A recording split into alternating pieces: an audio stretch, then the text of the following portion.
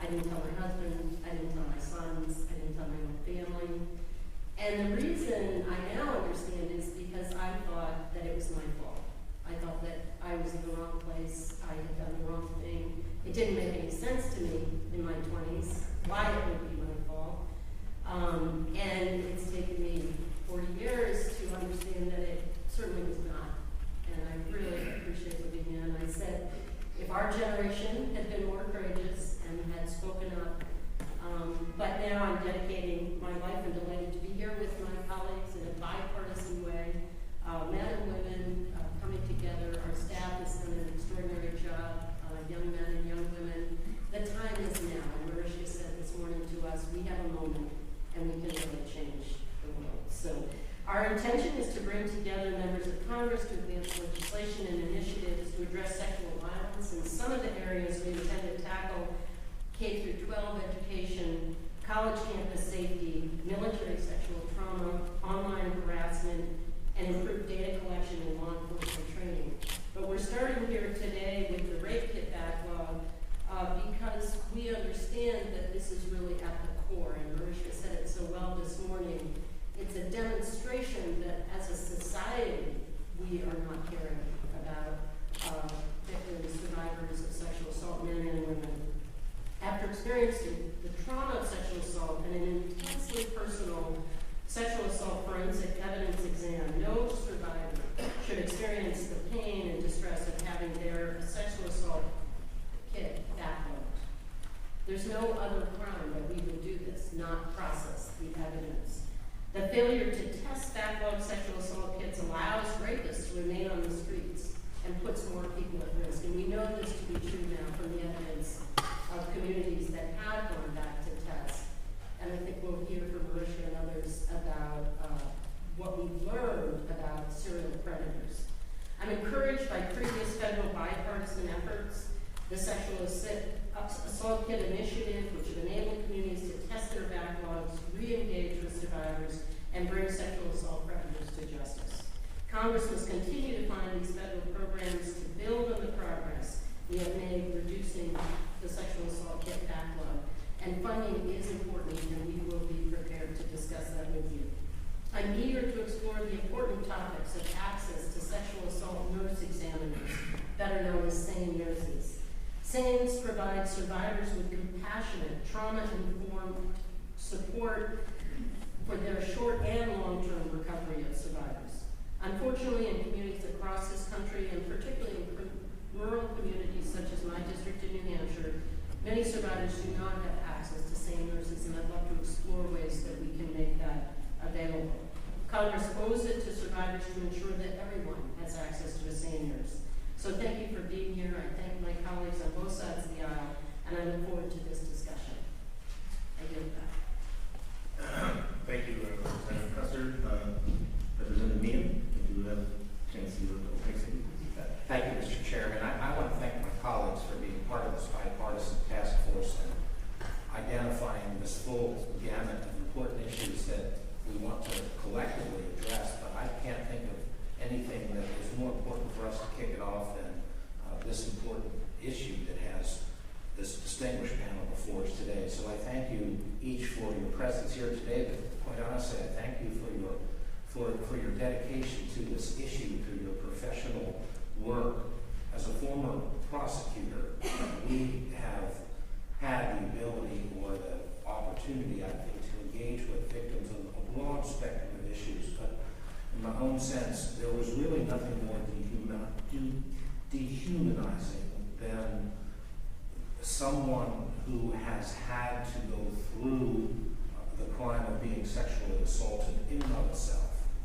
And it's a different type of victim than any other we deal with because, I think, as Representative Custer and others have discussed, nobody considers themselves, if they are robbed on the side of the street, as somehow participant, and yet we so often see the victims beginning to question what their role in relationship is to this. And so how we respond is every bit as important to that victim as the mechanics of this process that we're going through. And we, I think, have also seen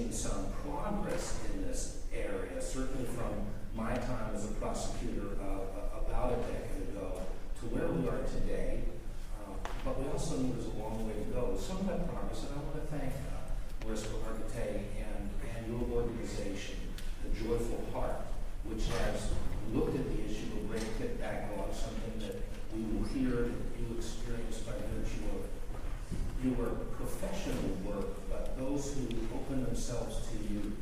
And that's often what we find is this, once somebody has a place to go, these stories are overwhelming in the form of not just the emotion, but this search for a place to help give me some closure. But not even closure, I think it's the issue, give me back control of this thing that was stolen from me. And I thank you for allowing us to go on this journey together. I will note, and I hope everyone here will pay attention to a film that was put together by Ms. Rapekit and was released last night. I am evidence to what is identified already as remarkable response. I wish you luck as you move forward and continue to use that as the voice of some victims who have experienced this and where we need to go to continue. Jennifer Marcos, I want to thank you for your work in this space, because one of the important places we made progress is with the sexual assault nurse examiners. And again, it goes to that first experience, post-trauma, and how somebody is engaged, and the importance of us not only being able to collect the evidence, but the humiliating process of it could be a 5 to 6 hour procedure. So we close with the idea that having had that procedure, and now you've been doubly victimized, what happens with that evidence? And if after going through all of that, we leave it sitting on a shelf, we have become part of the process. And lastly, Michael Lloyd, I want to thank you for your dedication in your office, because you're demonstrating that there is an interest on the part of law enforcement and so many to do this right. And most offices want to do what's right for the victims. Some things are just issues of resources. Sometimes it's just not an appreciation for what you can tell us how we've been able to do this better and what we can continue to do to close it. So I want to thank this remarkably experienced panel that will bring broad perspective, and my colleagues for putting this issue front and center, and it couldn't be more timely. And Ms. Rapekit, I wish that your film and others will allow us to continue to press forward not only for this hearing, but work collectively on this issue. Thank you, Mr. Chairman, and you're back. Thank you very much, Representative Mead, and now Representative Spear. Mr. Chairman, thank you. After this particularly traumatic week for all of us, it is really very soothing to me personally that we have a bipartisan group of members here focused on a very important issue. So I want to thank my colleagues all for being here and being part of this very important effort. I want to especially thank Lavina Masters, a victim survivor who is here, because it is very hard to have to recall that experience over and over again. And for our star-studded panels who are here, Ms. Holiday, if it weren't for you, Joyful Foundation wouldn't be here, I Am Evidence wouldn't be filmed, and we are deeply grateful for your long-term commitment to this issue. You know, I look around this room, and there are mostly women here. And we know the statistics that 1 in 4 women are probably going to be sexually assaulted in their lives. And if we look at your faces, we know that some of you have. And I wish we would have as many men in this room as we have women in this room, because this issue will not be fully addressed until we have a complete understanding by both sexes of what really goes on. Over 30 years ago, I was then a county supervisor, and one of the deputy DAs came in to meet with me and said, "We're having a terrible time getting convictions on rape cases." And I said, "Well, tell me what the problem is." And one of the problems was that there wasn't a comprehensive investigation done and an actual evaluation of the victim when they came into the emergency room. There was an issue around the chain of custody of the evidence. And so that started my effort to try and address the issue. The conviction rate went way up. So when there's commitment by people to do the right thing, we can do the right thing. There is no clearer demonstration of our country's lack of regard for sexual assault survivors than ignoring the gross backlog of sexual assault cases. We would never, ever let the DNA in a murder case sit on a shelf. And yet, it is commonplace to let the DNA of sexual assault victims sit on the shelf. The backlog of kits, the bureaucratic discrimination against survivors, and the lack of sufficient sexual assault response teams and sexual assault nurse examiners is an injustice committed against women because they are women. And we must refuse to let this injustice stand. Thank you. I now recognize Ms. Hargitay for her opening statement.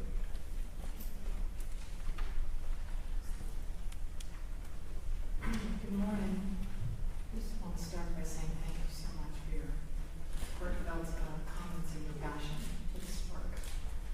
I'm Mariska Hargitay, and I'm speaking to you today as the president and the founder of the Joyful Heart Foundation. I just want to thank the task force for making the Rapekit backlog the topic of your first briefing. By elevating this issue, you are sending a powerful message to survivors of sexual assault that their cases matter. They matter. You are demonstrating to law enforcement and prosecutors that we must work to do everything we can to hold offenders accountable and keep our communities safe. You have my full statement on record, so I'd like to use my time today to focus on how far we have come in addressing the untested rape kit backlog in recent years, and that discussion cannot begin without acknowledging the significant sea change that is happening across this country, seeded by the actions of the federal government. In 2014, Congress created the Sexual Assault Kit Initiative to provide jurisdictions with critically needed resources to test backlogged kits, create multidisciplinary teams to investigate and prosecute related cases, and address the need for victim notification and re-engagement with the criminal justice system. The impact of SACI grants cannot be overstated. We have heard from law enforcement and prosecutors that the funds, as well as the requirement to create a team to undertake systemic reform, are bringing communities together like never before. These focused resources are helping law enforcement get serial criminals off the street, easing the burden on personnel, facilitating community engagement, and making neighborhoods safer. We have heard the same feedback from victim advocates. SACI funds are helping agencies already stretched thin to implement reform and catalyze positive changes. I first testified in Congress of the Rapekit backlog back in May 2010, and the national landscape today is very different. Then we had no idea how many untested rape kits were sitting on shelves in police storage facilities and crime labs. Advocates' best guess was an estimate of 400,000, but now that number is disputed. The reality is that because most jurisdictions do not have systems for tracking or counting rape kits, we cannot be sure of the total number. However, through public record requests, investigative journalism, grassroots advocacy, and state legislative reforms, we're beginning to understand the scope of the backlog nationwide. Since 2010, more than 200,000 untested rape kits have been accounted for, and 21 states and Washington, D.C. have passed laws requiring audits of untested rape kits. When I testified in 2010, there were no state rape kit reform laws on the books. Today, that trend has shifted. Since January 1st, 2017, 71 rape kit reform bills have been introduced in 32 states, and 10 states have laws. Joyful Heart has launched a national campaign to pass comprehensive rape kit reform legislation in all 50 states by 2020. Since 2010, 30 states have enacted some type of Rapekit reform, and last week, Texas became the first state in the nation to enact all 6 pillars of our national best practices. Through SACI grants, we are also seeing a change in law enforcement's understanding of the impact of trauma on survivors. Jurisdictions now understand this important perspective and are implementing trauma-informed and victim-centered notification practices that seek to avoid re-victimization and further harm. Although we have seen progress, there is still much more work to be done. Today, only 8 states have laws requiring testing in both current or backlogged kits. That means in most states, the decision to send kits for testing is left up to the discretion of an individual. We must reverse that trend to ensure that every kit connected to a reported case is tested. The numbers don't lie. Testing all kits solves crimes and saves lives. The survivor's legislative district should not determine the outcome of their case or their right to information. On behalf of all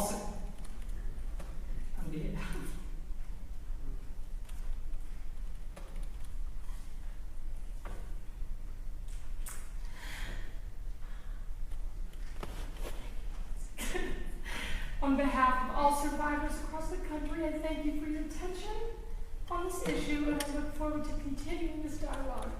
I know that you join me in commending the jurisdictions that are taking responsibility for reform, and together we are committed to raising awareness around those who have not. Thank you.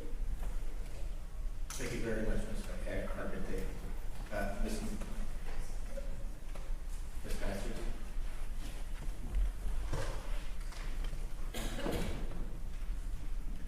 Good morning.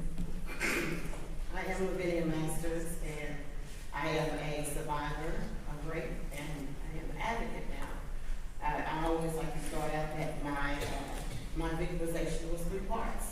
The first part was the actual violent rape, where my perpetrator, Kevin Glenn Turner, I love sharing his name because I used to be afraid to even speak about him, but now the shame is on him, it's no longer on me. So Kevin Glenn Turner decided that he would come into my home one night while I was asleep on the couch and rape me violently at knife point. I was only 13 years old at the time. It was hard because as a child, you're supposed to feel safe in your home, especially when your family is there. But Kevin Glenn Turner decided that he was going to attack me, put a knife to my throat. He could have taken my life. And so that was the first part of my victimization. My second part was when the police came out and I had to go to Park Memorial Hospital and do the exam. It was tedious. To me, they were sensitive. Was it your boyfriend? Did you let him in the window? The questions they asked me, they kind of helped me feel like it was my fault of the things that happened to me on that night. And my third part of my victimization was to find out 20-something years later that my kit was sitting on the shelf. That me as a child thinking, oh, these were looking high and low for the guy that raped me. Surely you had some concern for a child that was raped in the middle of the night. Surely you didn't discriminate against my skin color. You didn't discriminate against me as a female. You didn't discriminate against my age. You didn't discriminate against my gender. Surely you would look for the rapists that tried to almost take the life of a child. I was disappointed with that, but here I am, over 30-something years, and at that point in my life, I said, 3 strikes, you're out. No more. I will not stand for this. I will not allow this to happen to another victim in my nation, in my land, where I live, and where I'm supposed to feel safe, and where I give my life and I give my everything to be a part of this country. So I stand as an advocate today, and I stand letting you know that I didn't believe in monsters as a child, but Kevin Glenn Turner made me believe in monsters. He made me believe in werewolves. He made me believe that these vicious monsters will attack you. And once they attack victims, we take on these hideous formations of ourselves. We become dark. We get in these places that nobody understands, you begin to look at us differently. I started out as a straight-A student. Over the summer, when he raped me, July 31st, 1985, when I went back to school, I was different. Something was wrong with me. I didn't understand it myself. I didn't understand why my grades began to go down. I didn't understand why I looked at people differently. I didn't understand why I didn't trust any man that crossed my path. I didn't understand the things that I was going through. I didn't have the services. I didn't have the counseling. I didn't have anyone to reach out and say, it's going to be okay. We're here for you. We're going to get through this. I had to try to make it happen all on my own. My parents didn't understand. I'm thankful today to be here because I feel the passion that you have on this panel to say no more. I feel the passion that you feel for us to say we did not forget about you because I felt like I was forgotten about. I felt that no one cared what happened to me that night. I felt alone. I felt desolated. I felt terrified. I began to take on this hideous form of a monster myself, and I wore a mask throughout life, pretending that I was something that I was not, wanting to be free, wanting to live my life to the fullest, but I couldn't. But I'm thankful once again for the Rapekit Backlog and the justice system and the past senators that I've worked with, and just being an advocate because I'm in a better place now. And I'm excited about the work you're doing, and I'm here for you, and I'm here for all victims. And I'm just like with Hurricane Katrina, I said I'm going back, and I'm going to save, and I'm going to rescue, and I'm going to be a voice, and I'm going to let them know that we are survivors, we can't stand. I'm empowered today because of things like this, the bipartisan task force. We've decided we're going to get together, and we're going to say we're going to put everything else aside because your life matters to me. My life matters. I don't care what anybody else says anymore. My life matters to me. I wore a mask for far too long. I'm free, and I'm here, and I'm going to use my voice, and I'm going to smile, and I'm happy about everything that I do, everything that I encounter. My life matters. Every victim lives matter, and that's what I'm here for today. And I'm just excited to be a part of this, and I thank you for your passion today.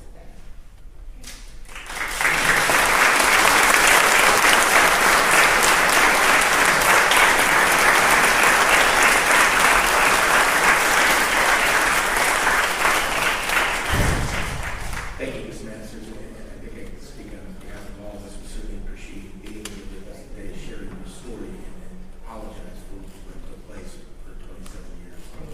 That's why we're here today. Yes. Ideally, at this point, if I did introduce some other members of our panel, Representative Tom O'Halloran and Representative Debbie Wasserman-Schultz, who joined us here today. All right, I would head on now to Mr. James for his testimony. Thank you. For opening statement.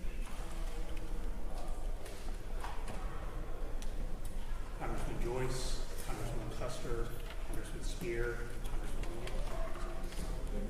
Better?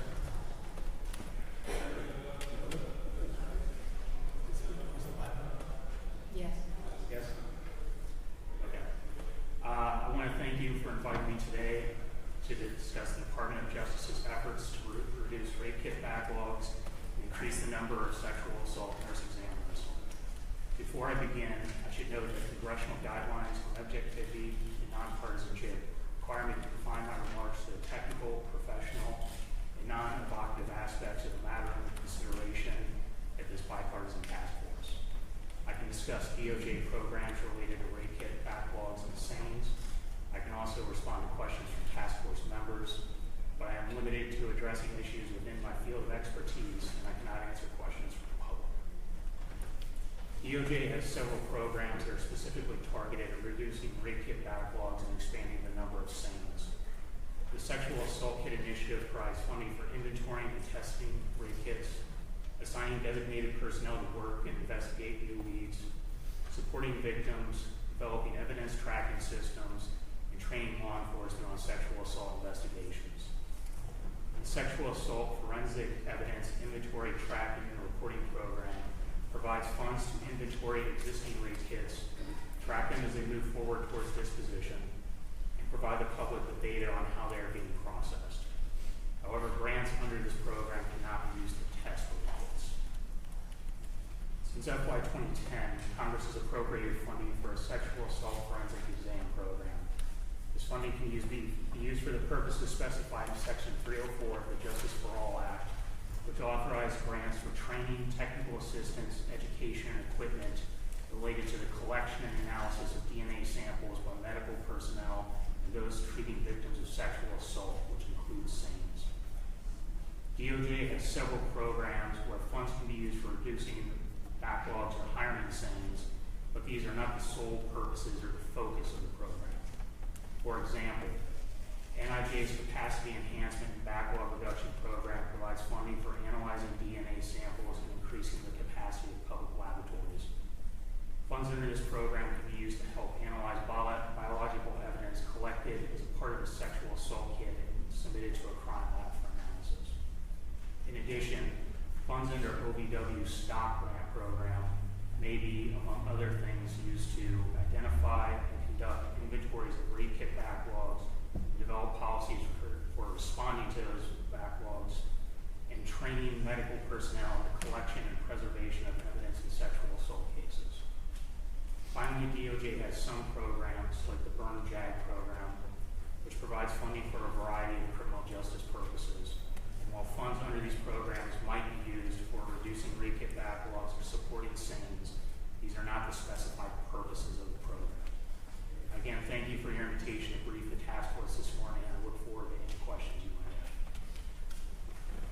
have. Thank you, Mr. James, and let me assure you, this isn't about politics, this is about justice. And my representative, Swashman Schultz, and I say that we're appropriators, we're not Democrats or Republicans, we're appropriators. So we do this here to do the right thing. So I appreciate your invitation on that, but feel free to expound as questions come up. Saying that is we also have another group here, and we say we're just prosecutors, or former prosecutors, or prosecutor wannabes. But we really all appreciate it. It's amazing how it cuts through party lines and talk about things like heroin and talk about things like sexual assault. It doesn't stop at any one county's borders or any one state borders. And that's why I appreciate our next witness, Prosecutor O'Malley, and the work that his office has done in finding funds within his own department to make sure that we try to process those backlogs. I recognize Prosecutor O'Malley for his opening statement. Thank you, Co-Chairman Joyce, and esteemed members of this committee. In Cuyahoga County, and I'm just going to ad-lib, but we are ahead of the curve because of initial grants by the Department of Justice. In 2007 and 2009, the Department of Justice gave Cuyahoga County money to begin investigating cold case homicides. We used that, it was also geared towards DNA evidence. We used that money to look at homicides with sexual motivation. And as a result of that, we ended up solving 17 homicides and 14 rapes. In 2009, in the city of Cleveland, we had a horrendous crime committed by an individual by the name of Anthony Soul. Over the course of a number of years, brutally raped and murdered 11 women in the city of Cleveland. As a result of that crime and the deficiencies it demonstrated throughout the criminal justice system, a focus was shone upon the issue of rape kits within our county. Within Cuyahoga County alone, there was 5,000 untested rape kits sitting on the shelves of law enforcement. A number that's inexcusable and really understandable. Throughout the state of Ohio, we had 14,000 rape kits that had been sitting on shelves. But because we had those initial Department of Justice grants, and because we had investigators hired who were predominantly retired police officers, and because we were geared up to begin to handle this, all efforts were put into an initiative by Attorney General Mike DeWine, who started a program throughout the state of Ohio to test all rape kits within our state.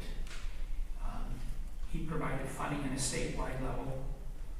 Cuyahoga County continued to receive grants so that we could hire investigators. We had 5,000 kits, but we had 6,700 sexual assault incidents that we need to investigate. Currently, of those 6,700 cases, which is almost unimaginable, the victims out there who have not yet received justice within our county. We have processed 3,700 investigations.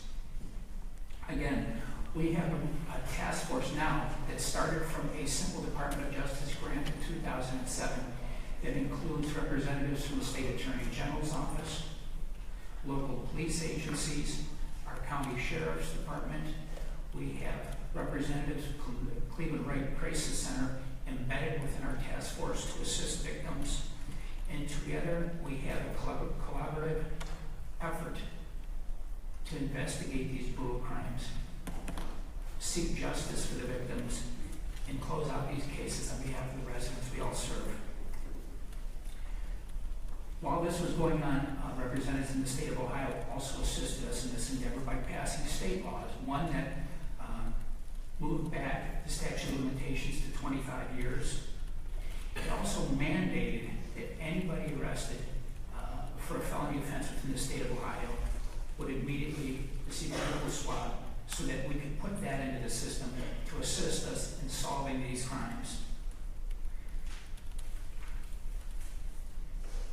Again, what we have accomplished within our own county could not have been accomplished without the assistance of the federal government.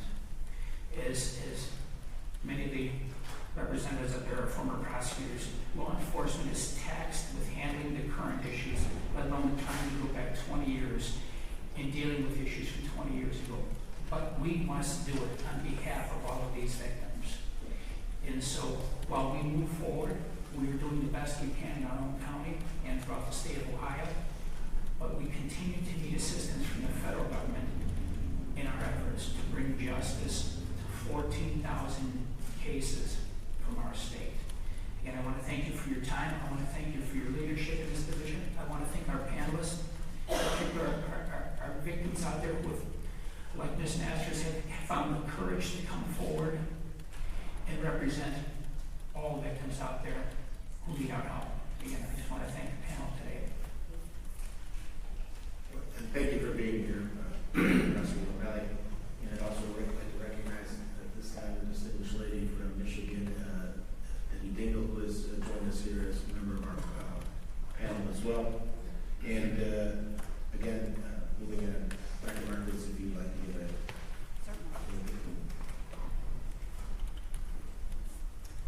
Good morning. My name is Jennifer Markowitz, and I'm a forensic nurse examiner. I'm a past president of the International Association of Forensic Nurses and the current chair of the Government Affairs Committee there. I want to thank Chairman Custer, Chairman Spear, Chairman Meehan, Chairman Joyce, and the members of the bipartisan task force for the opportunity to speak to you today about the work of sexual assault nurse examiners and sexual assault forensic examiners and the challenges patients face in gaining access to our services. IAFN is a professional organization of nurses who provide specialized health care for patients affected by violence and trauma. We establish and provide standards of practice and education for forensic nurses. Our members have the knowledge and expertise to decrease both short and long-term healthcare consequences of violence, improve patient recovery, and lower healthcare costs. Forensic nurses integrate the evidentiary needs of patients into our overall medical evaluation and treatment in a seamless process. We provide medical testimony in court when necessary and consult with legal authorities as well as other members of the multidisciplinary team. Sexual assault nurse examiners, or SANEs, are the most recognized discipline within forensic nursing. Studies reveal that medical forensic examinations conducted by SANEs result in more positive experience for patients in the healthcare system and are significantly associated with increased prosecution rates for these particular crimes. My testimony today will highlight 3 priority areas for SANEs as we strive to provide specialized quality care to sexual assault patients across the country. 1, expanding access to SANE services. 2, enhancing SANE sustainability through funding and continuing education. And 3, broadening public understanding of SANE services. In regards to expanding access, as clinicians, we understand the importance of comprehensive sexual assault medical forensic examinations conducted by specialists and readily accessible to patients across the United States. Although there is recognition that SANEs are the optimal healthcare provider for patients presenting after sexual abuse and assault, only 17% of hospital emergency departments including those within designated level 1 and level 2 trauma centers, have SANES or SAFEs available. Level 1 and 2 trauma centers are able to manage virtually every aspect of critical injuries, including prompt availability of care by a variety of specialties. The only designated aspect of care missing from the requirements for level 1 and level 2 trauma centers is the sexual assault specialist. At a minimum, processes should be in place to ensure all adult and pediatric level 1 and level 2 trauma centers provide prompt access to SANES 24 hours a day, 7 days a week, regardless of the age of the patient.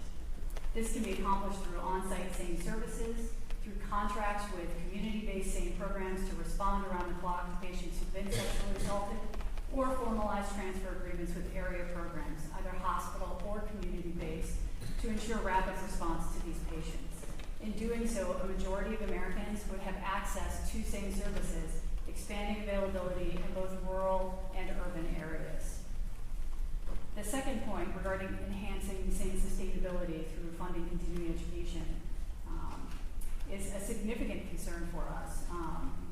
Sustainability requires that we put money into both expanding SANE programs as well as moving into new patient populations, healthcare systems, and organizations. While there may be agency support for starting new programs or grant dollars available for initial education, funding is also needed for continuing education. Competency and currency of practice are critical for SANES, and as with other healthcare specialties, continuing education, access to the newest technologies, and familiarity with the state of the science ensures patients are provided high-quality care. Continuing education also benefits the criminal justice system, with access to SANES able to testify to the full extent of their education and clinical experience. However, funding ongoing education must be prioritized. Too often, it is left to the individual SANE to cover the costs. Which brings me to my final point regarding broadening public understanding of SANE services. SANES improve the quality of evidence collected during the course of the medical forensic exam, which is a critical benefit to sexual assault patients. However, the sexual assault evidence collection kit is only one aspect of the patient encounter, and it's vital that SANES are recognized as much for their ability to provide comprehensive health care as our ability to provide detailed evidence collection and maintain chain of custody. Research has identified myriad acute and chronic health issues that occur at higher rates in sexual assault patients than their non-assaulted counterparts. SANES have the ability to attend to the unique healthcare needs of patients, connect patients with follow-up resources and referrals for short and long-term medical issues, and collaborate with professionals both within the medical community and with ancillary disciplines to ensure targeted, individualized care to sexual assault patients across the lifespan. However, research is greatly needed to understand how patient outcomes differ with specialized sexual assault care when that is provided. While it's become clear that patients who receive SANE care have improved criminal justice outcomes, there's virtually no research that provides us with data related to healthcare outcomes. I hope you'll give consideration to what I've shared. I appreciate your time, and I'm willing to answer any questions from the task force. Thank you so much. Thank you very much, Dr. Markowitz. And lastly, Mr. Bell, do you have an opening statement or something you'd like to say here? Yes, thank you very much. Thank you, co-chairs David Joyce, Patrick Meehan, Ann Kuster, Jenny Spear, and distinguished members of the subcommittee for the opportunity to testify about our work to end sexual violence. As Prosecutor O'Malley highlighted, in Ohio we learned that we had 14,000 backlog rape kits from a period of time between 1993 and 2009. Over 6,700 of those kids were from our area, Cleveland, Ohio, Cuyahoga County area. Compounding the problem with the backlog was that there was a 20-year statute of limitations in Ohio that was bearing down on us as prosecutors. We knew that unless we reviewed each one of these cases, we were going to run out of time on our watch. So we took it very seriously. We had sometimes one day, sometimes 2 hours before the grand jury time would run out and we would lose a case. In order to make the most of our resources, we understand that we had to form a task force with several agencies detailing personnel to one physical location, which is very, very important. Our belief was that using a multidisciplinary approach in that one location would yield the best results. Because of the volume of the investigations, we needed to prioritize our cases as well. We tackled the oldest cases first before losing them to time. And using CODIS, we were able to identify many defendants. Some we were not able to identify, but we were able to indict them as John Doe defendants using their DNA profiles as identification. Now we are concentrating on the serial sex offenders who are out on the streets or who will be out of prison within 1 year. To give you an idea of that magnitude, as well as the danger to our community, of the 6,700 rape kits being investigated, testing and a review of their criminal histories revealed there are at least 670 serial sex offenders. The essence of the multidisciplinary approach is to share ideas among the task force members as well as sharing ideas with other jurisdictions. Our office began an annual best practices summit that continues to this day. The first summit was in Cleveland in 2014, Memphis 2015, Detroit 2016, and the next one will be held in Portland in 2017. These 4 cities have very similar task forces. The task forces have the same name to encourage uniformity. The task forces keep statistics to measure ourselves.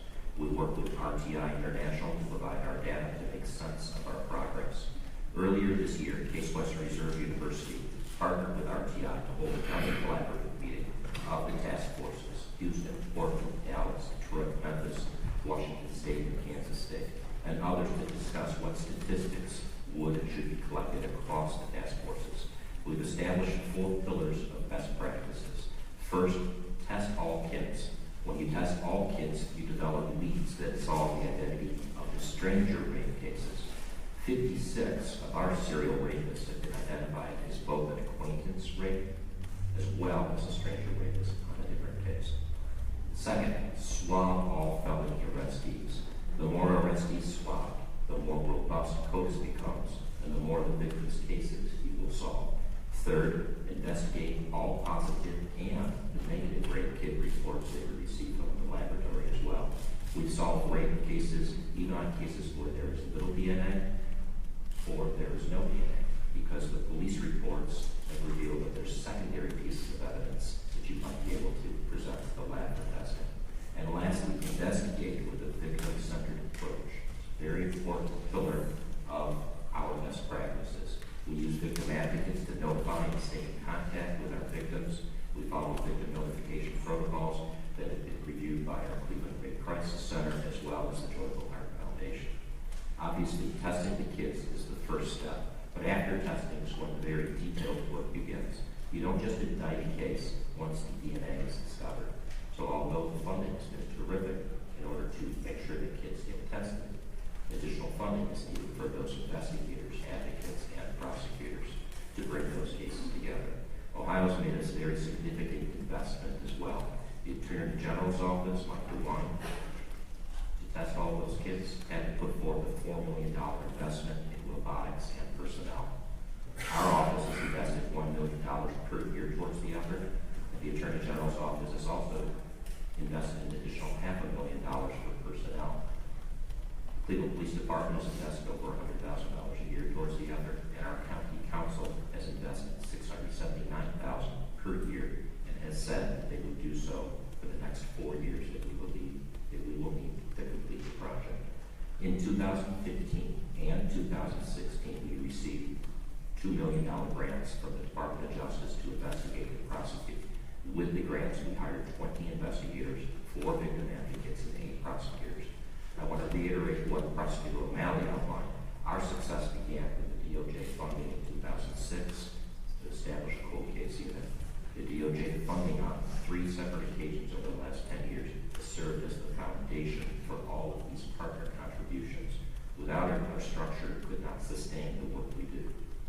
We parlay the money that you give us, and we ask our partners to also become investors.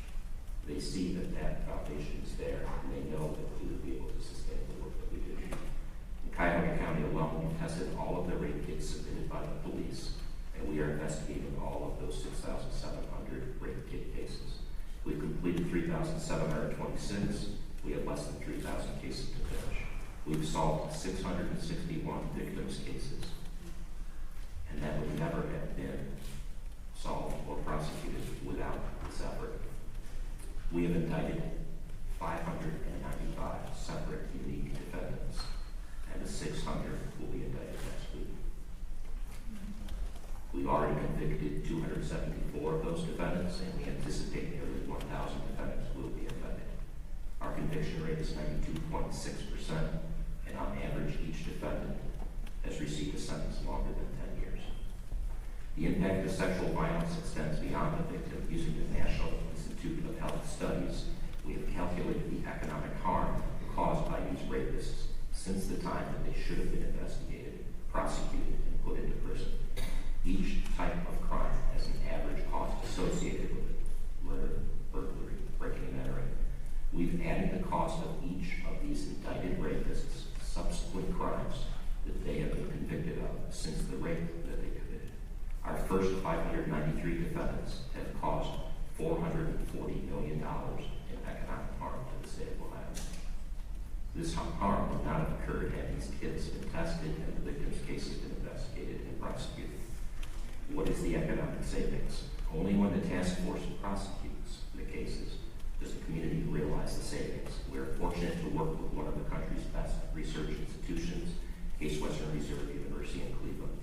Their research indicates that the Sexual Assault Task Force is projected to produce a net savings of $38,700,000 to our community. The savings derives from getting these dangerous offenders off the streets before they commit further crimes. Putting it another way, for every rape kit tested, the community saves $8,893 in future economic harm. Expanding the capacity of CODIS is important. In 2011, Ohio was one of those states that enacted the law that all arrestees who are felony arrestees are to be swabbed by the police. This should happen at the felony booking, just like fingerprinting.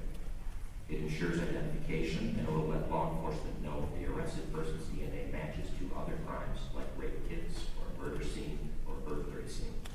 If rape kits are on one branch of the CODIS tree, then swabbing felony arrestees is the other branch of the tree. There are thousands of felons who've never been arrested as swabbed, and we need to learn how systemic this is nationally. We believe that over 6,000 people arrested were never swabbed in the Cuyahoga County area. Swabbing all felony arrestees is crucial to solving these stranger rape cases. In fact, since we've indicted those 122 John Doe defendants, we have been able to determine who 8 of them are. Going back to locate swabbed felons who owe their DNA has a cost, and we and other task forces will need funding to solve that problem. Case Western's study shows we realize savings when we follow up the kid testing with prosecutions of the criminals. To do that, we have to have proper resources, investigators, advocates, and prosecutors. And we in Ohio have been blessed because the Attorney General's office has tested the kids. Now we are at second phase, investigating and prosecuting.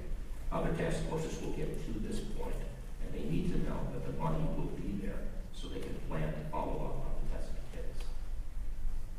Testing is important, but the real work and real commitment to the taxpayers is only realized when funds are committed to hire those personnel that are needed to do the job. If other county prosecutors, other police chiefs, other mayors know that that funding is there, then they can become invested to see the job through. The next steps, as the states moves to pass laws to test all rape kits and swab all felony arrestees, funding will be needed to complete the prosecutions of the 1993 through the 2011 cases. Submitting the pre-1993 backlog rape kits will be essential. That is the law in Ohio, and it is the law in numerous other states. Investigating those pre-1993 rape kits, the ones before the statute of limitations, will solve those John Doe rape cases between 1993 and 1998. Hiring advocates to notify victims and providing counseling and support. Hiring investigators to swab, locate felons who were never swabbed at their arrest. This will help solve cases and deter future crimes. We have some rapists who understand that they will be caught, and in their interviews after they've been prosecuted, realize that they may be caught because of the crime that they committed, and have specifically said that they stopped their behavior because of it. So there is a deterrent effect here, very specific deterrent effect. Regarding swabbing arrestees, our office is instituting a new policy to ask that our court on each case make sure that defendants have been swabbed. Our assistant prosecutor run criminal record checks at the initial charging hearing, arraignment before guilty pleas and sentencing expungements. And we're working with the Cleveland Police and the Sheriff's Office so they implement proper procedures to swab all felony arrestees. We'd like to thank the task force for allowing us to testify. And we owe our success to the funding from the Department of Justice. They provided us a blueprint for the early success. The Attorney General's Office in Ohio for testing all the kids in a timely manner, and our partners, Cleveland Police, Sheriff, PCI, and Ray Prices in this multidisciplinary approach. Our task force has reached this high level of success in prosecutions and convictions, but other task forces will be sure to follow in these same footsteps as long as they have the proper resources that your committee and members of Congress would provide. On their behalf, we'd like to recommend that this body continues to fund this effort that ends sexual violence against women nationwide. Thank you very much. Thank you, Mr. Bell. Feel free. I agree. As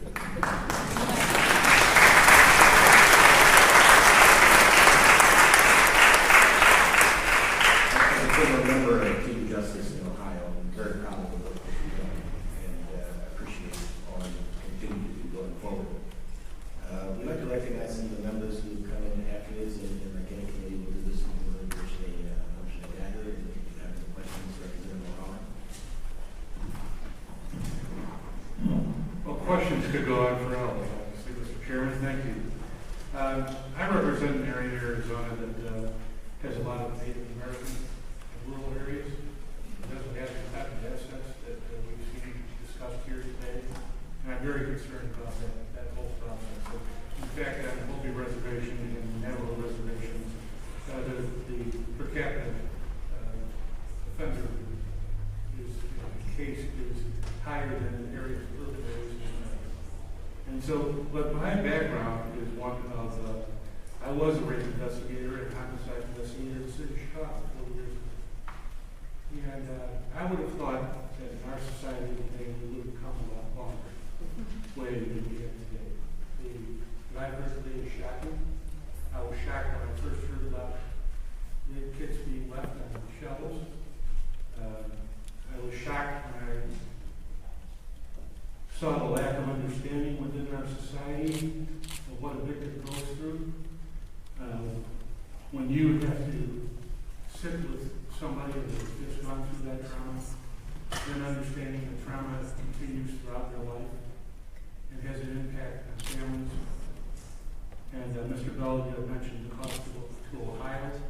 I would think that that study did not include the cost of therapy for victims throughout the process of their lives and their families' lives and their children's lives and the impact of their families. I just, having been involved in government here at Capitol for just 6 months, I was in the legislature in Arizona, and I've looked, staff has looked up the statistics on what's occurred in Arizona, and we had over 6,000 cases on the shelves. And I think that even in 2017, we failed to pass some laws to help victims be able to get information from those test kits. Again, I will go back. I just found this out. I think that my main concern here is one, Mr. Bell, and maybe you can answer this better than I can, but I look as we look out into the future, how do we never allow this to happen again?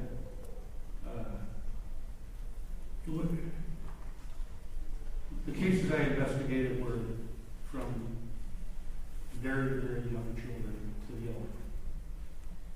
And they were some of the most emotional cases you can imagine. And the fact that our society is not willing, hopefully is willing, but has had relapses back time and time and time again.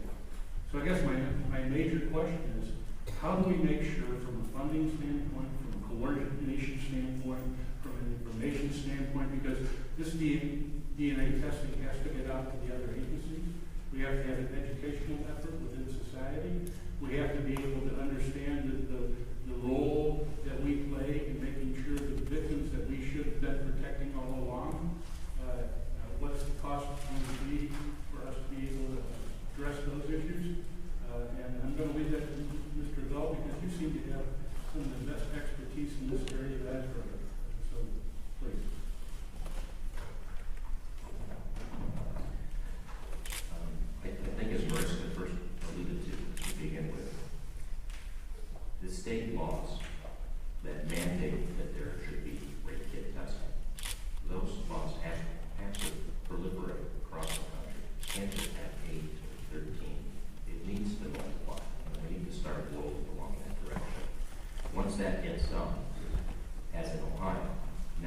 there's certain restrictions, there's certain obligations that the police have to have.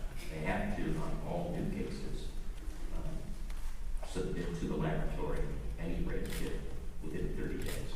On the old backlog cases, all rape kits within 1 year. Can I, just so I don't forget, does that also have to be submitted to a national database? The laboratories are responsible for that once they put together a complete DNA profile. And there's a requirement for that? Yes, that's Okay. correct. So that the state code systems will attach to the federal code systems, and you'll know whether or not you're going to find a multi-state offender.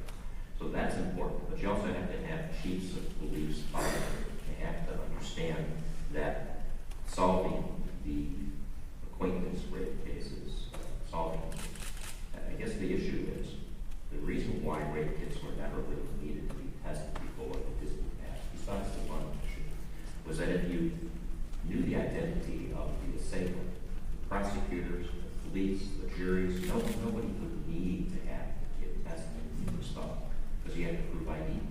So if it was a date rape, the victim knew who the rapist was. That part of the case is kind of solved. The issue is just consent. But the testing has revealed that you solve these stranger rape cases because the stranger rapists who are dangerous offenders, sure enough, they are mean people to the people they know. So they're jerks to the people they know, and those cases have named suspects. So when you test all kits, as it was testified to here, then you can actually solve those unsolved cases, the stranger cases, because you look into the police reports on the other cases, the acquaintance rape cases, and you see the name. So that's important. So the police chiefs and the police departments have to realize the true value that there is out there. They need to become involved. The other thing is why it works in many of the different jurisdictions is because there's oversight over the police on these old cases. But there's someone else that's also working on those cases, whether it be the prosecutor's office in our jurisdiction, or the mayor's office in Shelby County, Memphis, Tennessee, or you have Kim Worthy in Detroit. You have to have a multidisciplinary approach where you have other people watching each other work. And that's important. I hope that answers. Thank you. And Mr. Chairman, just a quick statement. I just, as this committee works on, I believe we've just scratched the surface of where our laws are today and the coordination processes. And I look forward to working with the committee. Thank you. Thank you very much. And obviously, it's a state-by-state effort that we're going to continue on. Ms. Wasserman-Schultz. Thank you, Mr. Chairman, and I want to really thank all four co-chairs for your leadership in creating this task force. It's a little hard to believe that with all the task forces we have, that we haven't had one that focuses on the importance of responding and addressing sexual assault and all facets of the problems with it. So I want to really commend you. Each of us has been involved in this issue individually as legislators, and collectively we're going to be able to really be more effective. So I'm looking forward to participating. Because there are so many questions that I want to ask. I'm really asking not only as a legislator, but as a mother who is about to send my first daughter to college in 1 week from today.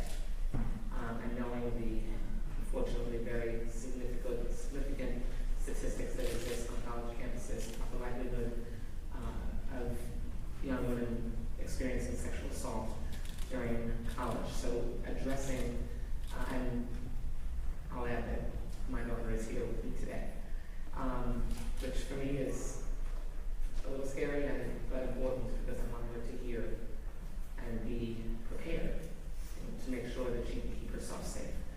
I've been involved in the rape kit testing issue for a very long time. We have more than 13,000 untested rape kits in the state of Florida, and proportionally, that's an astonishing number, but we're also a state of 20 million people. Doesn't excuse it, but it is a frighteningly large problem.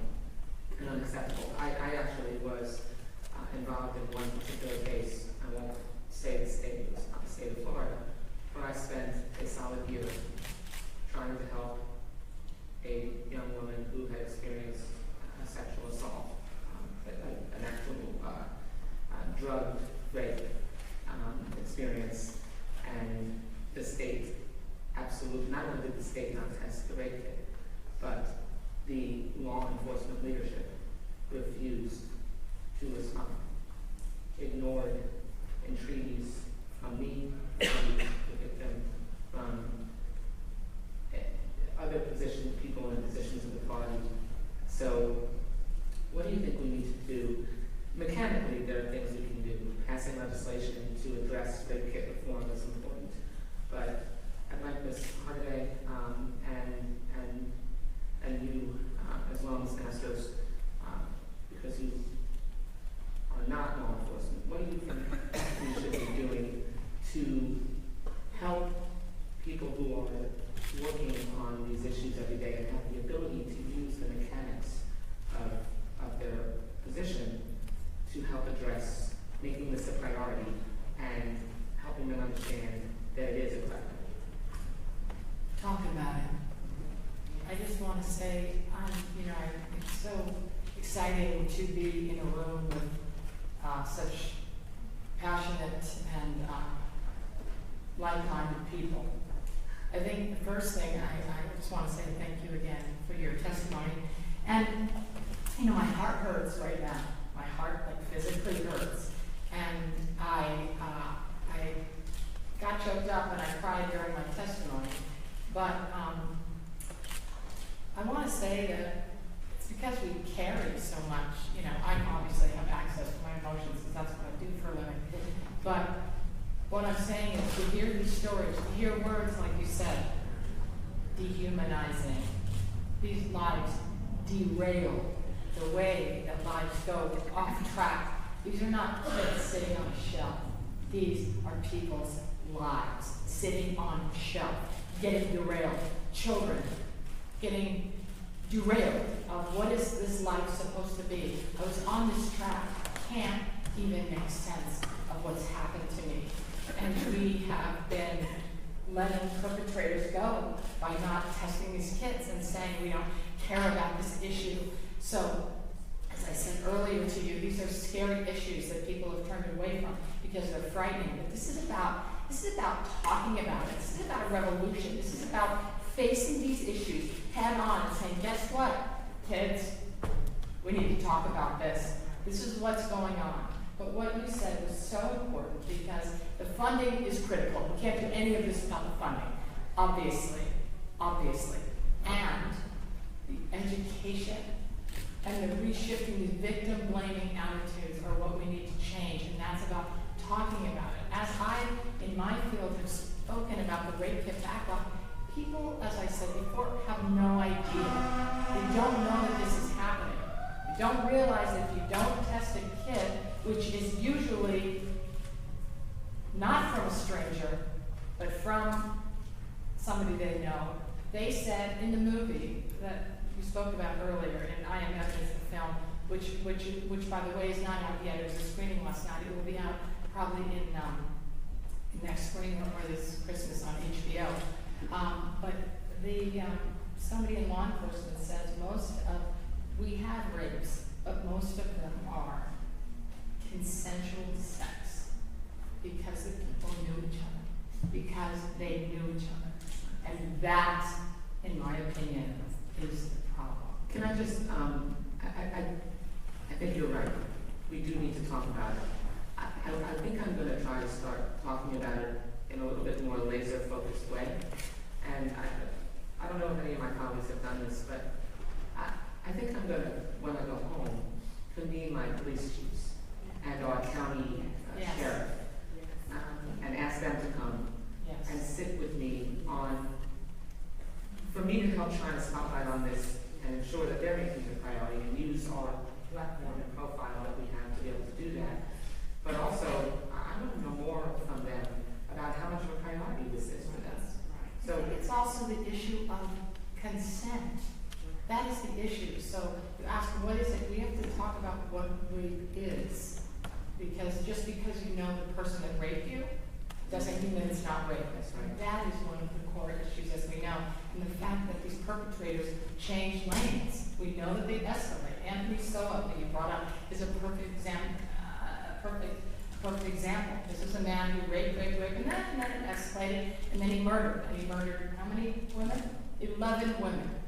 And there were countless women going to law enforcement and saying, this man raped me, and they weren't believed. So this is an issue of being believed. And they're less believed when the rape occurs with someone they know.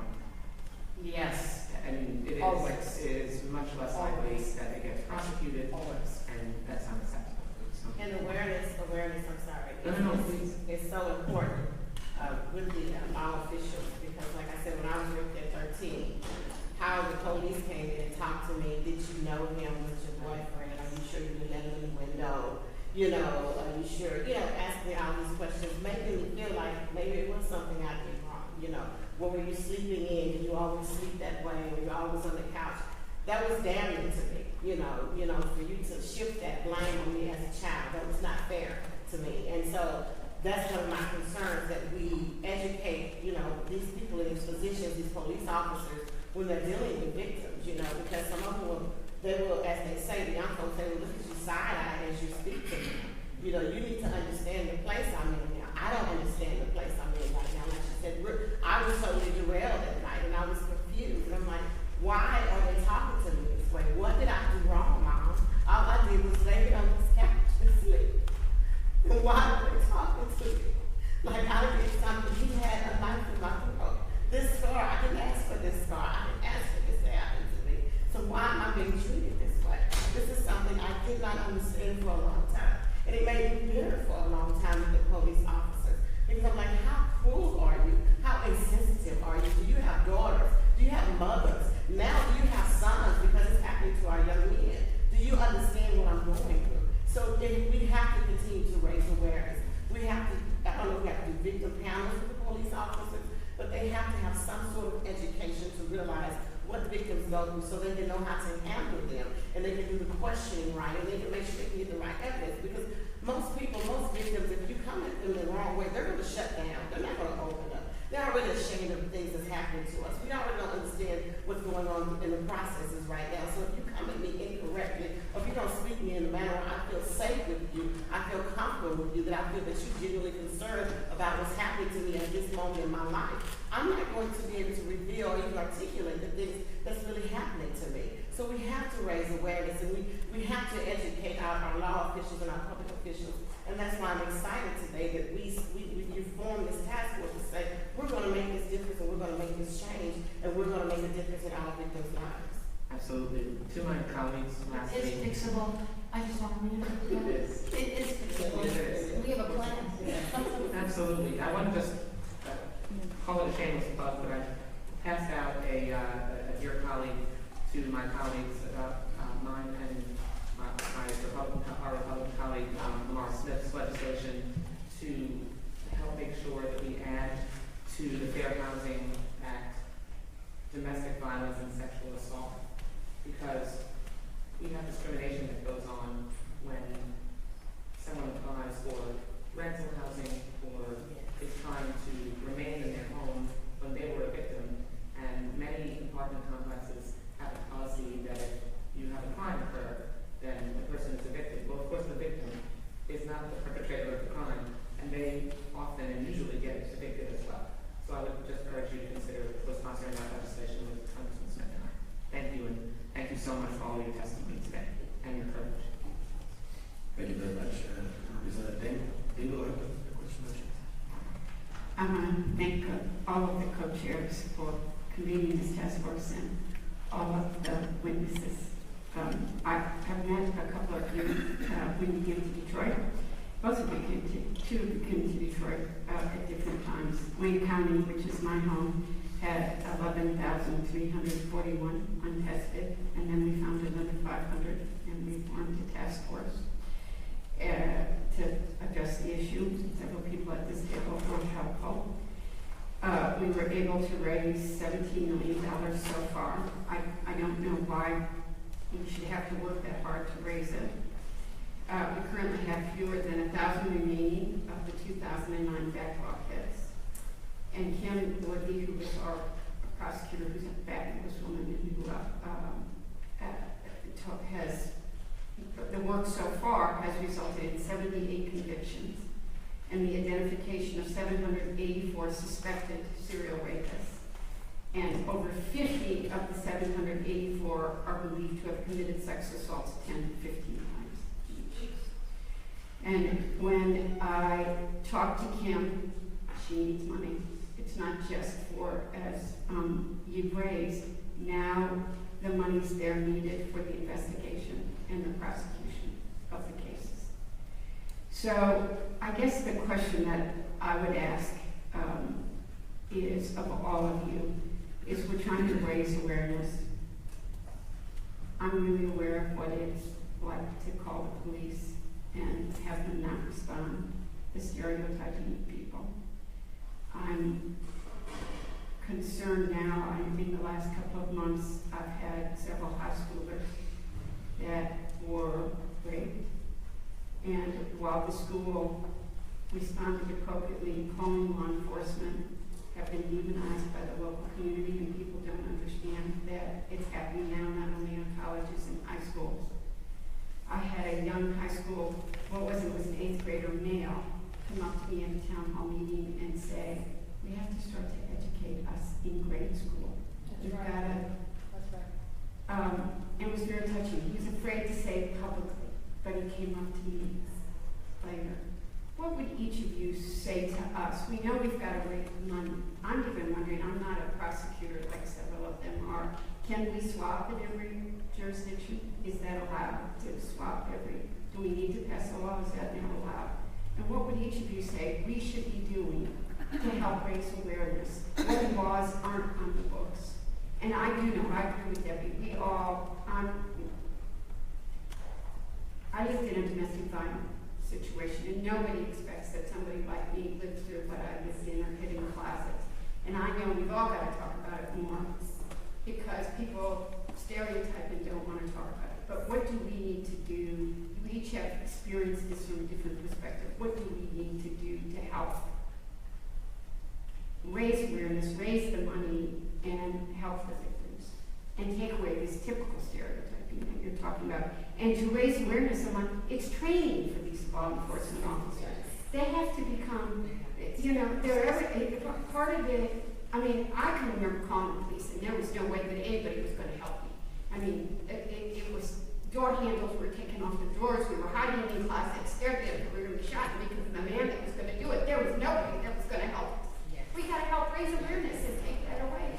So how do we, I take all of your suggestions for what we need to do, or any of yours. Let me start out by saying, as elected officials, as the public, we need to ensure that our safety forces are thoroughly, compassionately investigating all of these cases. You know, I sat on Cleveland City Council as a local elected official, like perhaps many of you started, and I sat on the safety committee, but I had no idea that within Cleveland Police Department there were 5,000 rape kits that were untested. It certainly was never a discussion that was had at the committee table. And when this whole tragedy occurred, it shed a light on something that has now gone nationwide. And there are these kits that were sitting unbelievably untested on shelves throughout our country. And I think as representatives, both locally and federally, state, we need to put and we need to push that these cases are critical. They all need thorough investigation. Every victim needs to be heard. And I think we can all do our part in making sure that this is a priority going forward, that every one of these cases are handled in an appropriate manner, and justice is sought and received by the victims of these horrendous crimes. But I think it starts at every level of government, that we all ask the tough question is, how are these cases being investigated? Are they being thoroughly investigated? Are the victims receiving the support and help that they need? And I think that's the best thing that we can do going forward, because we all know now that there's a huge problem. Ohio's perhaps a little bit ahead of other states because we had an Attorney General, Mike DeWine, who took this as a priority, perhaps because he was a former county prosecutor and is now our Attorney General. He understood the significance of getting these kids tested. And so again, I suggest that we work with our law enforcement partners, but we ensure we ask the tough questions about these particular cases. if I may speak from the healthcare perspective, I think that there are a couple of things that we need to do.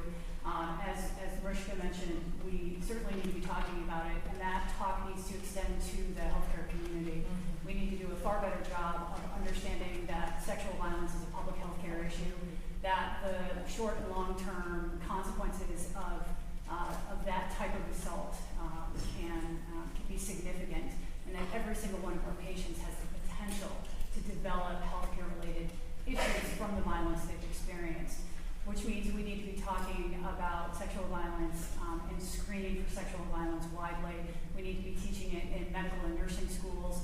Our residents need to be able to understand the impact of violence on the healthcare of the patients that they're seeing in emergency departments and critical care in a variety of healthcare settings.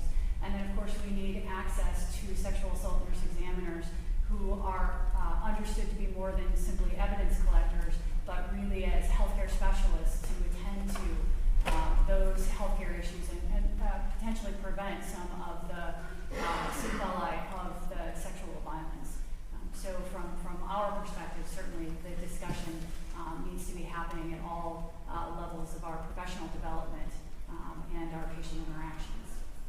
Thank you. I appreciate the answer. And I understand Representative Spear, you might have a question about that?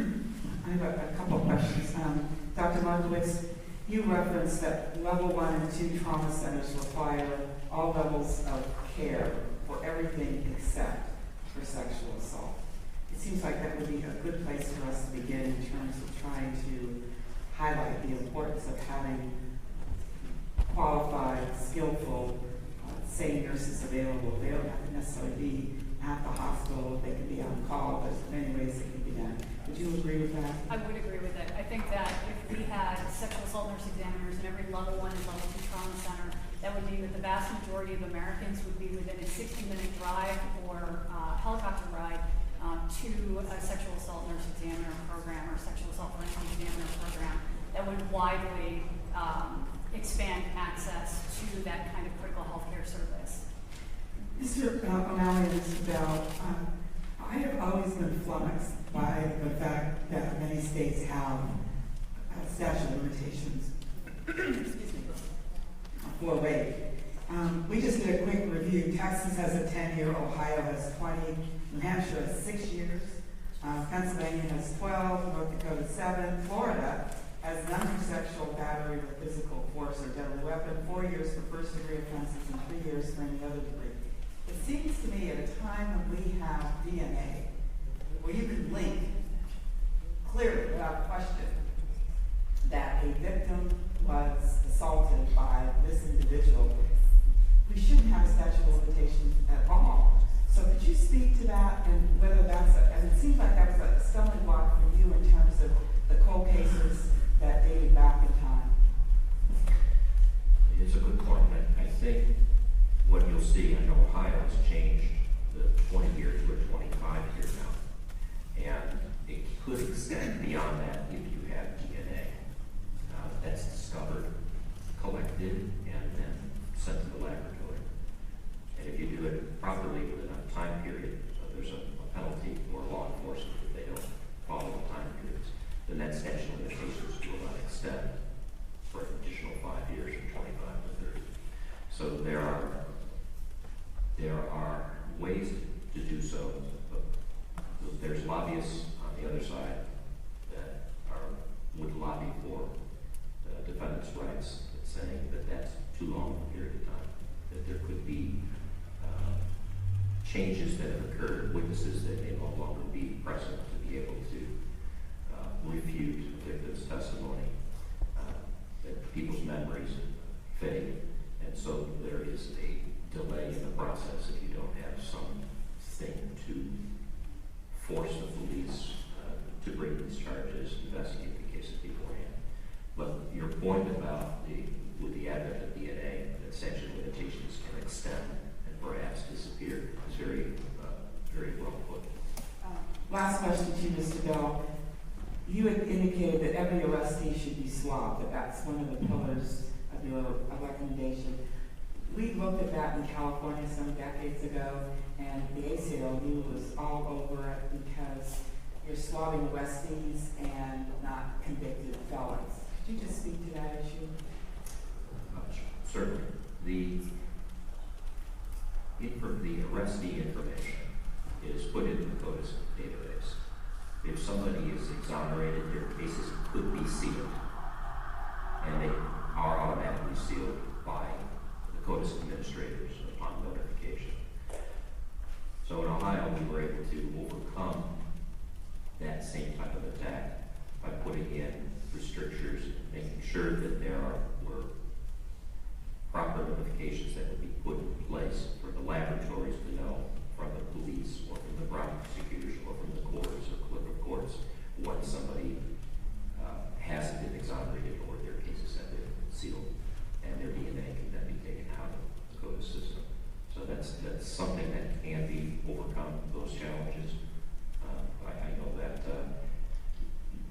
for instance, our task force has testified in front of other states' legislatures. The state of Washington was very receptive to the idea that this is a mini innocence project in and of itself. So if you test all kids, you can actually find out whether or not somebody has been falsely accused.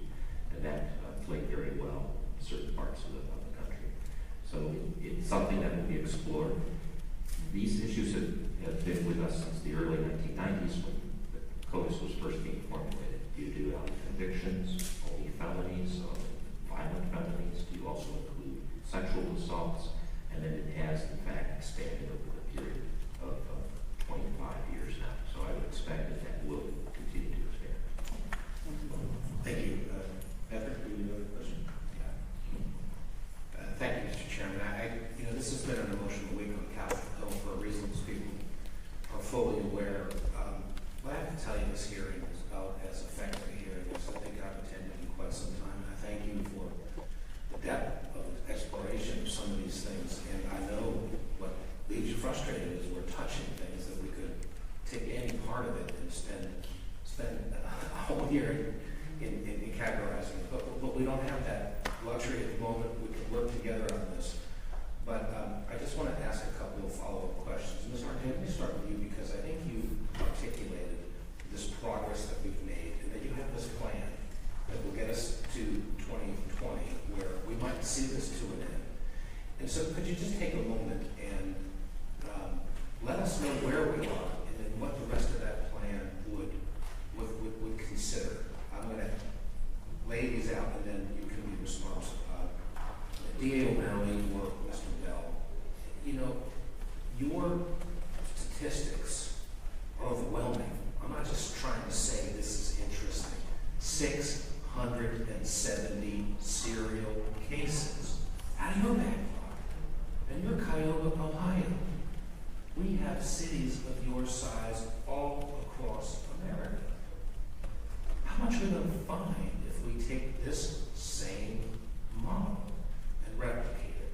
So what is being done? And I know, we can see some things here with funding, but we see it in all kinds of things we'd like to fund. The question is, you have such a compelling case. How are your colleagues in the DAs working to the NDAA, or the Attorneys General, or others demonstrating the impact that you are having and compelling those who are responsible for funding things to say we've got to make this a priority back in their areas? And lastly, Ms. Markowitz, I have such respect for the work that you're doing in this space and the ability is, again, because while we're talking about evidence, you really seem to be so principally focused on the treatment of the victim. You spend time talking, and we always talk about the treatment of the victim with respect to, okay, let's make sure we get our organ, because there are male victims as well in this. Let's make sure we get them and get so we can get the evidence.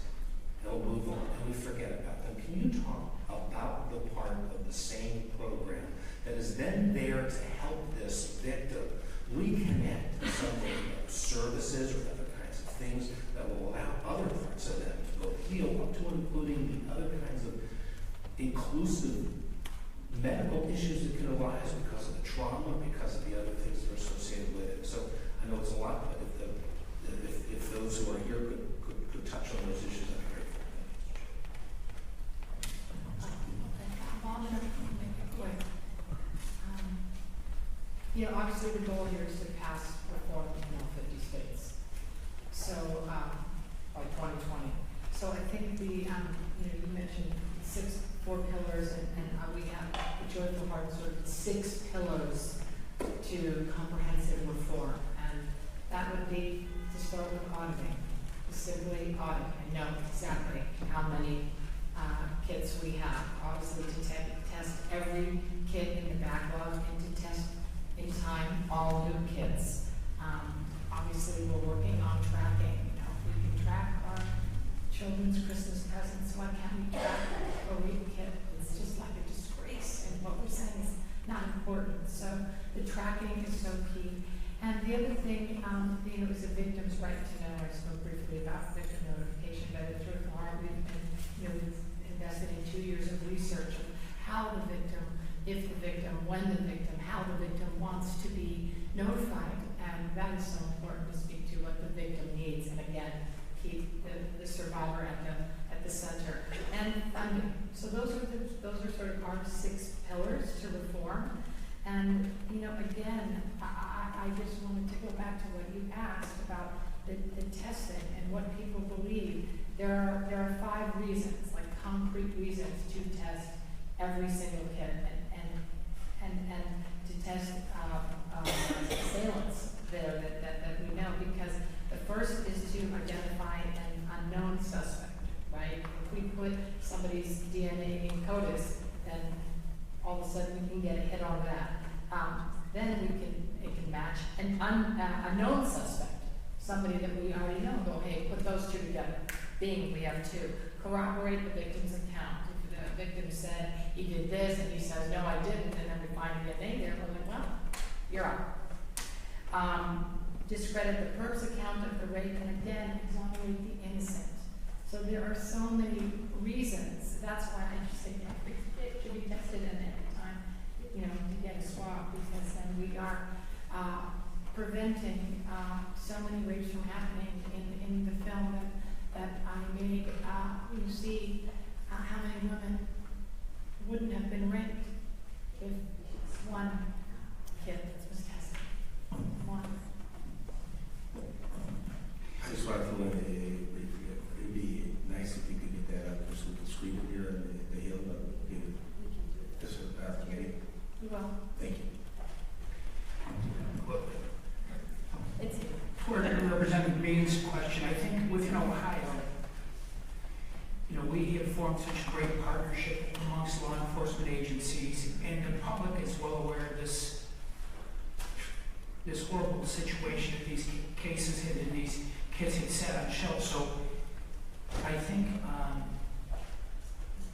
the light of scrutiny has been shown upon these kids, and so we have a collaborative effort in Ohio that I think other states can certainly follow. But one of the things in my 5 months in office that I've now learned that perhaps may be a pattern for other states as well is ensuring that when an individual is arrested and fits within the parameters of the law of an individual who needs to be swabbed, is making certain that law enforcement is taking the swab and sending it down to enter into the system. Because I have found within our own county, since 2011 when our law was passed in the state of Ohio, we have thousands of individuals who should have been swabbed, have not been swabbed. So as Rick talked about earlier about another branch of the same tree, we need to make sure this branch is surely developed completely. And so it has now come to our attention. We have sat down with our partners in the criminal justice system, and it says, our law says they shall be arrested and they shall be swabbed upon arrest. Shall is shall, and there's not a lot of wiggle room there. And so it's sitting down with our law enforcement partners, our local sheriff, and saying, this needs to happen. And as we all know, those who do not want to swab often have a reason to not want to be swabbed. And it's incumbent upon us, and it's incumbent upon law enforcement to make sure that we receive it. And so I'll try to briefly identify or answer the question that you've asked me. I think that we are so used to thinking about SANES and our role as collectors of the sexual assault evidence collection kit. But what we recognize is that for a lot of our patients, they have limited interaction with the healthcare system, and so during the exam, we have the ability to identify healthcare issues that they may not have even been aware of. We certainly have the ability to attend to some of the preventative aspects like immunizations and things like that while they're with us. We also have the ability during that encounter to connect them with critical resources both within the medical community and within the larger community as well, including both mental health and physical health care resources. So I think the ability to be able to address all of the healthcare issues that individuals come in with is an important part of what we're able to do, whether we can attend to all of it at once or at least be able to begin the process of connecting patients with the ability to receive the care that they may need. I think the other thing to recognize is that there are not only positives for our patient population when we address both the healthcare and the evidentiary needs, but as research is beginning to tell us, there are real criminal justice impacts for our patients when we treat them as more than simply crime scenes. And I'm so sorry, Lavinia, for your experience with the healthcare system. It should never, ever happen. Patients should not walk into a healthcare system and feel as though they're insensitive, that they're only concerned about collecting the evidence and not really dealing with the whole individual, which is what happens when we treat patients solely as crime scenes. And what we've discovered in the research, which is really promising, is that when patients are provided options, when they come in for health care, when they are connected to critical resources, when they're given choices, what we see is that those patients are more likely to engage with the criminal justice system, they're more likely to work with investigators, they're more likely to be willing to move forward in the criminal justice system. So I think that there's a real benefit holistically to being able to deal with patients' healthcare issues as well as simply the evidentiary ones. And I appreciate very much your comments about that. Can I say something? To tag pretty much off of what everybody else said. With my rape, me coming from a victim perspective, my perpetrator, once he raped me and me finding out later that my kid went on the shelf, he went on to carjack and rape another young lady. Had my evidence been processed, they could have caught him then. He did another rape. He went to prison for 10 years because this time he raped somebody's grandmother. Same MO, went into her window and raped her at knife point. Wow, all this time, my kid's still on the shelf. All of this could have been prevented. And that hurt me because I felt like part of it was my responsibility again. Had they, investigated my kids and saw my crime, Mr. Kevin Lynn Turner could not be out damaging other victims' lives. And so that's part of the devastation for me to know that this happened. And then when my case finally was solved in 2006, Kevin Lynn Turner was coming up for parole, and most likely because how the laws were in Texas at the time with the statute of limitations, I couldn't prosecute. But the governor at that time, which I think was Rick Perry, and the chief of police and other staffers helped protest his parole, he was able to stay in because in the state of Texas told me, they said we're going to be the laughing stock of the country if we allow him out, knowing that we have all this evidence against him, but you can't prosecute. So that was very devastating to know that you have evidence, you have DNA, which I've always called a footprint from God. It's a reason it's there, and we don't take advantage of the blessings that we have to use to stop these criminals in their tracks. And then what you were saying, Dr. Jennifer, in regards to the health issues, me as a child growing up, not getting the proper care, being stressed, it caused all kinds of health issues for me. And I didn't realize that. And it wasn't until I got in my 30s and I had a doctor that was concerned about so many issues with me, and he began to probe. And he got out of me about my sexual assault. And he said, I promise you that, the overeating, because I stress eat, the grinding of my teeth, rubbing down my teeth, so many other health issues just from that sexual assault not being addressed.